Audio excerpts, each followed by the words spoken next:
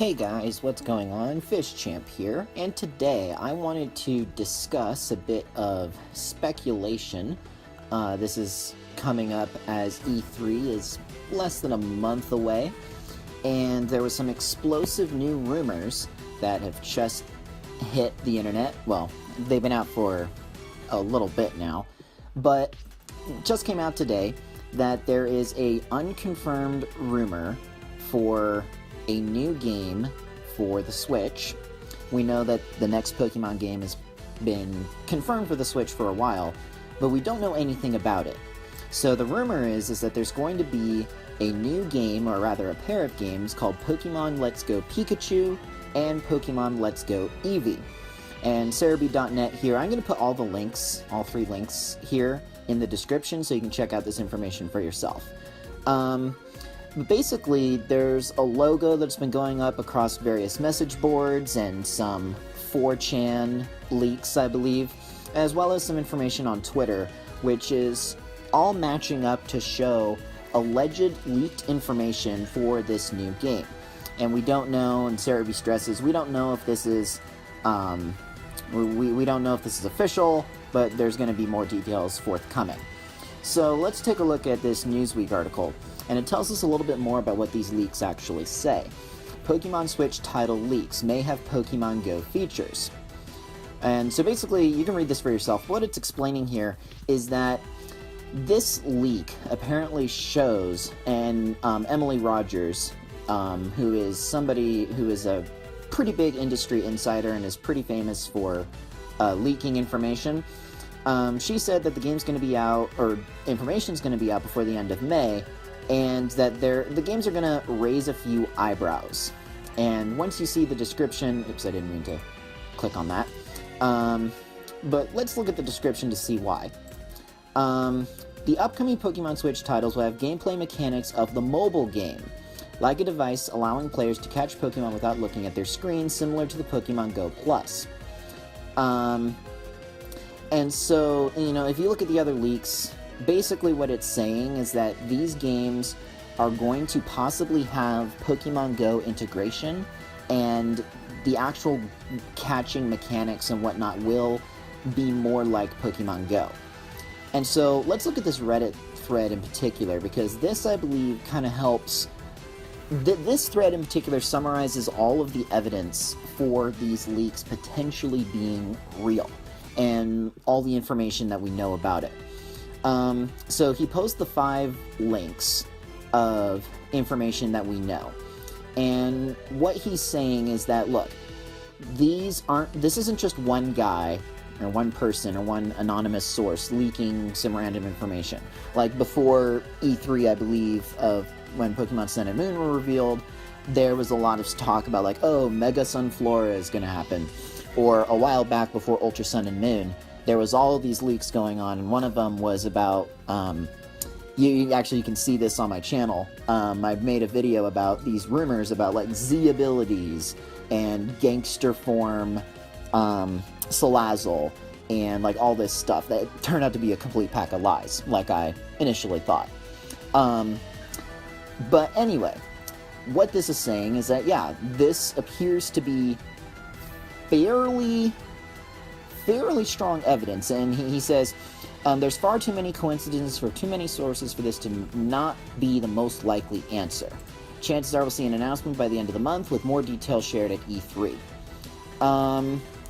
So yeah, so you can, like I said, you can check all this out on your own. I just kind of wanted to give some opinions of my own about this information. So, first of all, before I get into my thoughts, I just want to say, we don't know much about this game, like, at all. All we know is that it's supposed to go back to Kanto, and it's kind of supposed to emulate Yellow, Pokemon Yellow version, I believe, is what the, some of the more specific details of the leak said. But we know it's supposed to go back to Kanto, kind of like Pokemon Yellow, and it's going to incorporate Pokemon Go somehow, whether it means, like, the core mechanics, or, you know, you do something in Pokemon Go and it can actually affect something that's going on in the Switch. Because something I'm seeing a lot of people complain about is, oh, I can't drag my Switch around to play this game. That's really stupid. Well, no, obviously they're not going to do that. The Switch doesn't have its own internet on its own on the device, and you know, you have your mobile phone which has the 3G on it for Pokemon Go. Obviously, that's not what's happening here. Either the mechanics are going to incorporate something from Pokemon Go, or Pokemon Go and this game are going to be linked somehow, where whatever you do in the Switch version can affect what happens in Pokemon Go, or vice versa. Now, my actual thoughts on this are, I'm very concerned. Well, first of all, I'm concerned, but hopeful. Like I was stressing, we don't know much about this game, and we, frankly, could be blown away by this game. I remember a friend of mine and I, and pretty much the whole community, were completely quizzical and very, very skeptical of the Mario and Rabbids game. That turned out to be an absolute smashing success. So, you know, there is room to be skeptical here, and I am very skeptical based on the premise, but there are some points of hope that we can have. So first off, I think the integration idea actually sounds pretty cool. Not many people play Pokemon Go. This is kind of late. I mean, it takes time to develop a game, yes, but this would have been way better if Pokemon Go was still a huge thing. It's not. Having said that, this maybe could spark a mini revival of Pokemon Go. I don't know. And again, we don't know the specifics of the integration either. But anyway, the idea of, you know, oh, I catch something in Pokemon Go, I can transfer it to the Switch, that in and of itself I'm not opposed to. I think that's actually a pretty cool idea. What I am opposed to is watering down the main Pokemon formula. To be frank, I have sky-high expectations. Massive expectations for Pokemon Switch version after Mario Odyssey and Breath of the Wild. You know, two open world or sandbox-like games. You know, Breath of the Wild in particular completely redefined the Zelda formula. Absolutely gorgeous game. Not flawless. It does have its flaws, but, you know, really a great masterpiece of a game. And Odyssey has almost no flaws in my view. It's nearly perfect. But anyway, like, my point is that those two franchises have seen earth-shattering, genre-defining, and, you know, franchise-defining, really, games for the Switch. I am fully expecting, or I was expecting up until this leak, that Pokemon would stop being so safe, that Game Freak would stop just playing it safe every time like they usually do. Sun and Moon, I mean, I don't want to open the can of worms on Sun and Moon, but even with all the changes in Sun and Moon, the main thing that held Sun and Moon back was that they played too safe. That's what they do at Game Freak. They play Pokemon way too safe. And with this news, you know, going back to Kanto, I'm not necessarily opposed to that. I mean, it could be cool, but just the concept, they're not giving us something new.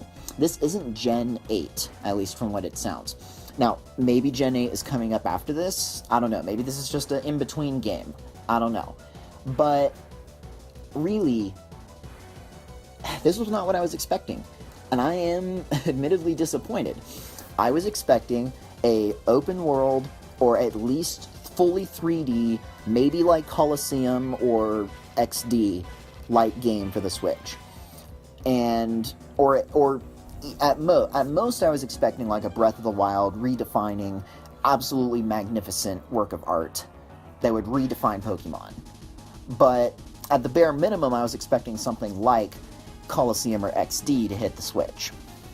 So, just from the descriptions that we have, that's not this game. This, to me, frankly, sounds like a very, very safe play.